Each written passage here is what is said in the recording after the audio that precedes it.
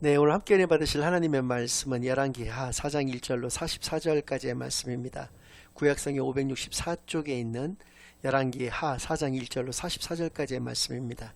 지금 이 시간에는 8절에서 13절까지의 말씀을 먼저 봉독해 올려드리겠습니다.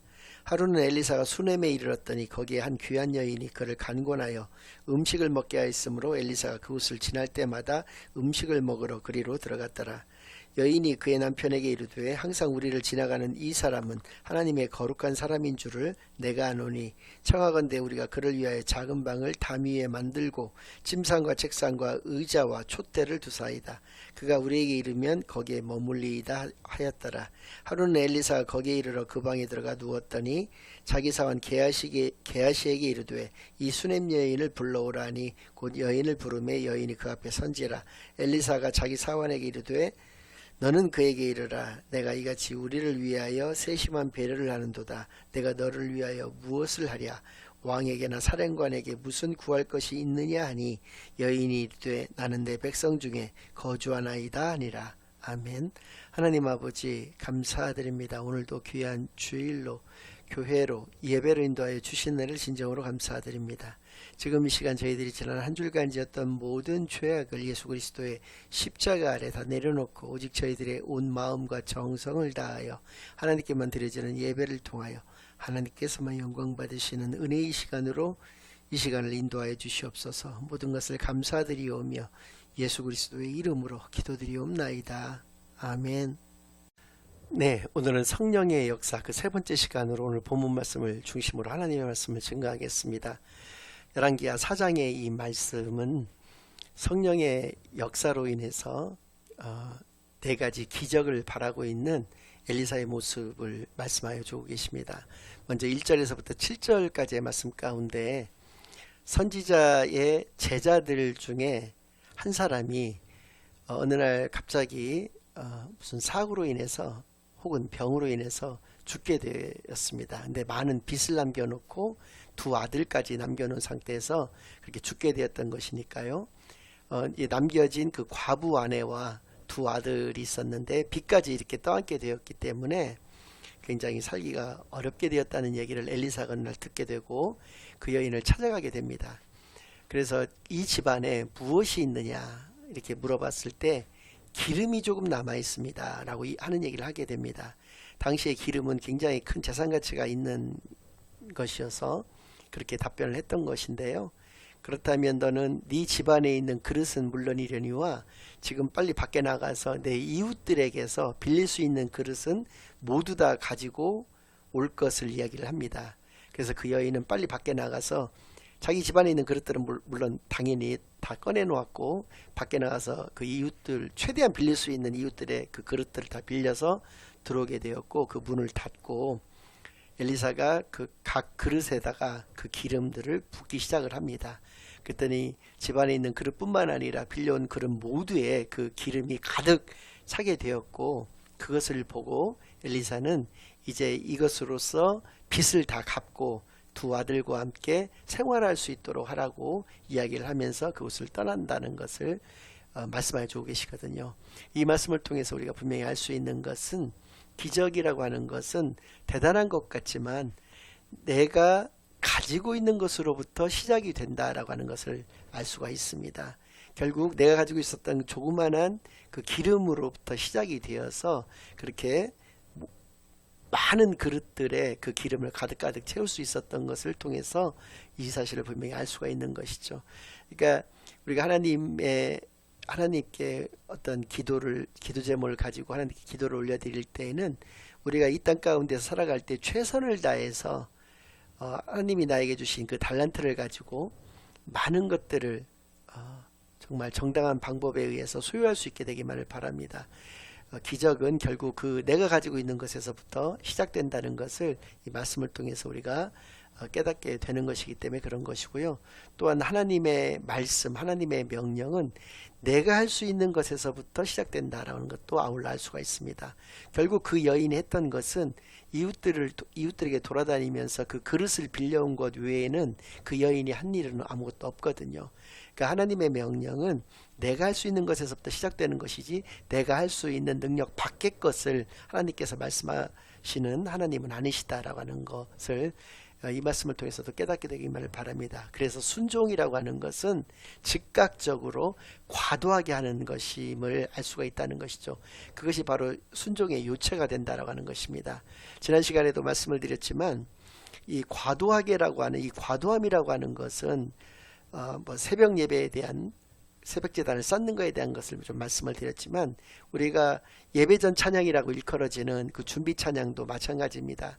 교회에 만약에 11시에 예배가 있다라고 하면 10시 50분 혹은 55분이나 심지어 11시에 정각에 이렇게 교회에 출석하시는 그런 분들이 계시는데요. 보통 통상적으로 10시 한 40분경부터 준비 찬양이라고 일컬어지는 또 예배전 찬양이라고 일컬어지는 찬양이 시작이 되기 때문에 늦어도 10시 반에는 교회에 나와서 오늘 어떤 찬양을 부를 것이고 이 찬양은 어떻게 부르는 것이고 하는 식으로 혹은 또 그런 것들을 알 수가 없다라고 한다면 개인적으로라도 하나님께 찬양을 올려드리면서 참 그런 기도하는 마음으로 또 찬양으로 하나님께 예배를 준비하고 있는 자신의 모습을 하나님께 보였을 때 하나님께서 그 모습을 기쁘게 받으신다라고 저는 생각을 하기 때문에 순종은 즉각적으로 과도하게 하는 것임을 이 말씀을 통해서 분명히 깨닫게 되기만을 바랍니다. 8절 이하의 말씀 가운데서는 수냄 여인이라고 하는 어떤 한 여인이 등장을 합니다. 굉장히 귀한 여인이라고 나와 있는 것으로 보았을 때 그 신앙의 모습이 신분이 귀하다는 것보다는 신앙의 모습이 굉장히 귀한 그런 여인이라고 하는 의미를 가지고 있는 것 같은데요. 엘리사가 수냄을 방문하였을 때 그 수냄 여인이 자기 집에서 식사를 제공하게 되었습니다. 근데 얼마나 융숭하게 대접을 했는지 엘리사가 그 수냄 지역을 방문할 때마다 꼭 그 여인의 집에 들러서 식사를 하는 그런 모습을 보이니까 어느 날은 그 수냄 여인이 자기 남편에게 이야기를 하기를 저분은 분명히 하나님의 사람이시다 라고 하는 것을 이야기를 하면서 그래서 저분을 위해서 숙소를 제공을 해드려야 되니 자기 집안에 작은 방을 하나 만들어서 저분이 오실 때마다 거기에 머무실 수 있도록 해야 되겠다라고 얘기를 하고 그렇게 작은 방을 지어서 그 엘리사 일행이 그 시종 이제 게하시랑 같이 이렇게 움직였기 때문에 그 둘이 와서 머물 때마다 그곳에서 머물 수 있도록 그렇게 조치를 했다는 것이죠. 그렇게 숙식을 제공했을 뿐만 아니라 13절의 말씀을 통해서 보니까 이 여인이 굉장히 겸손하고 교양이 있는 여성이구나 라는 것을 또 알 수가 있는 것이 엘리사가 너무나 그 여인이 고마워서 또 여인을 부르게 됩니다. 그래서 내가 너한테 너무 고마운데 내가 너한테 무엇을 해줄 수가 있을까? 라고 이렇게 묻습니다. 내가 왕하고도 사령관하고도 되게 줄이 닿아 있는 사람인데 그 사람들을 통해서 뭐 너를 도와줄 것이 혹시 없겠느냐라고 했을 때 그 여인이 나는 백성 중에 한 사람에 불과하다라고 하면서 어떤 완곡하게 거절하는 것을 보면서 이분이 상당히 교양 있는 사람이구나 라는 것을 알 수 있었다는 것이죠. 그러니까 내가 백성 중에 한 사람에 불과하다라고 하는 얘기는 어떤 얘기냐면 나는 그러한 그 연줄이 필요가 없는 사람이다라고 하는 것입니다. 나는 그냥 이렇게 살아가면 될 뿐이지 특별하게 이렇게 백을 만들어서 살아가고 싶은 생각이 없다라고 하는 것을 분명히 얘기를 했다는 것이죠. 13절 말씀을 제가 다시 한번 읽어드리겠습니다. 엘리사가 자기 사환에게 이르되 너는 그에게 이르라. 내가 이같이 우리를 위하여 세심한 배려를 하는도다. 내가 너를 위하여 무엇을 하랴. 왕에게나 사령관에게 무슨 구할 것이 있느냐 하니 여인이 이르되 나는 내 백성 중에 거주하나이다 아니라 이러면서 완곡하게 거절을 하고 있는 그런 모습을 볼 수 있다라고 하는 것이죠. 그러니까 그 여인을 돌려보내고 나서 게하시에게 묻습니다. 저 여인에게 무엇인가를 해주고 싶은데 무엇을 해주면 좋겠는가 라고 물어봤을 때 그 여인이 아직까지 아들이 한 사람도 없고 그 남편은 너무나 나이가 많아서 노쇠했다라고 하는 얘기를 하게 됩니다. 그래서 그 여인을 다시 불러서 내년 이맘때 너에게 아들이 있게 될 것이다 라고 얘기를 했을 때 그 여인의 신앙은 그때까지는 그렇게 크게 자라나 있지 않은 상태였기 때문에 그 말을 믿지를 않는 것이죠. 그래서 계집종을 놀리지 마시라 라고 이야기를 하면서 또 그 말씀도 역시 약간 거절을 아닌 거절을 이렇게 하게 되는 것이죠. 그러나 1년 뒤에 정작 그 아들이 태어났을 때에는 그 얼마나 그것을 보고 기뻐했겠습니까?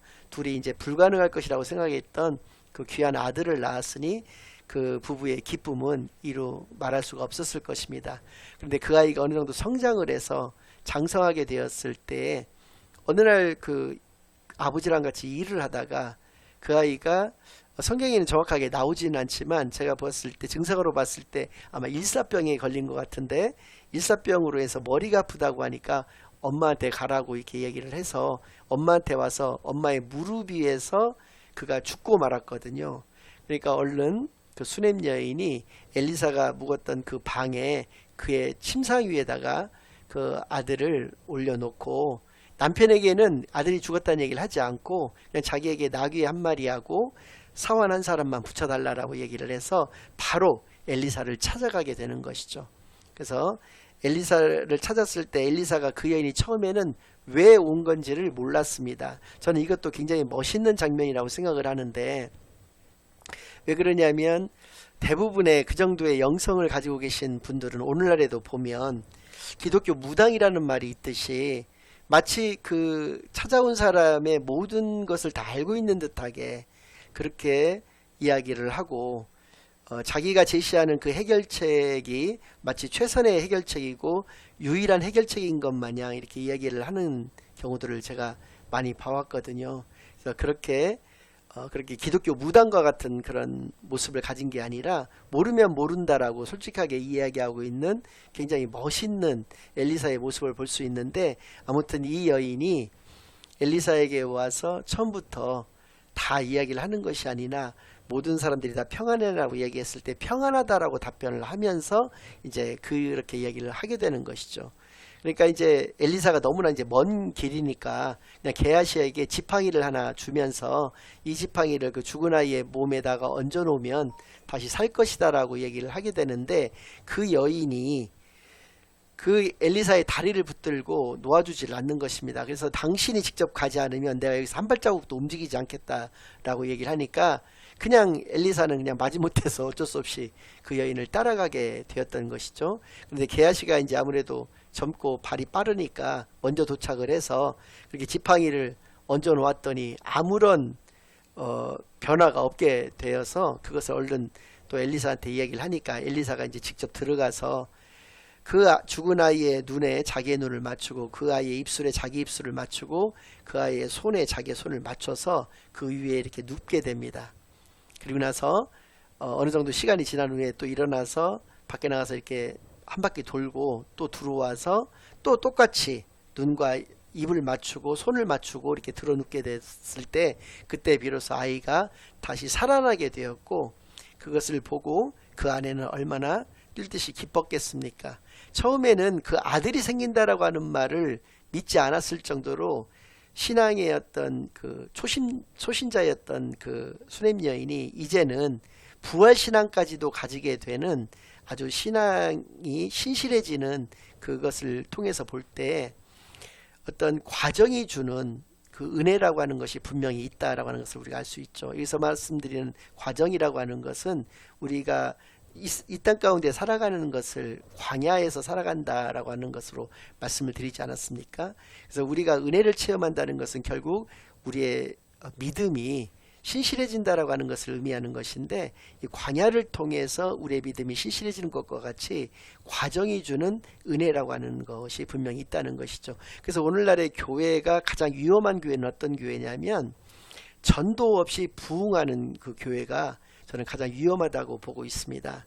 어떤 목사님의 네임밸류에 따라서 혹은 교회의 어떤 위치라든지 교회의 크기라든지 교회의 외형 같은 것들에 따라서 저절로 정말 교회를 화려하게 잘 지어놨을 때 특별하게 어떤 전도를 목사님이든 성도들이 전도를 하지 않았음에도 불구하고 나날이 이렇게 성도가 불어나는 경우가 있지 않겠습니까? 그런 교회는 사상 누각이 될 확률이 너무나 높다라고 하는 것이죠. 방금 전에 말씀드린 바와 같이 이 수냄 여인의 믿음의 이 과정들을 쭉 보았을 때 그 과정이 주는 그 은혜라고 하는 것이 분명히 있기 때문에 그러는 것이죠. 그 믿음이 이렇게 신실해지는 그런 모습들을 통해서도 우리가 그것을 분명히 알 수가 있다라고 하는 것입니다.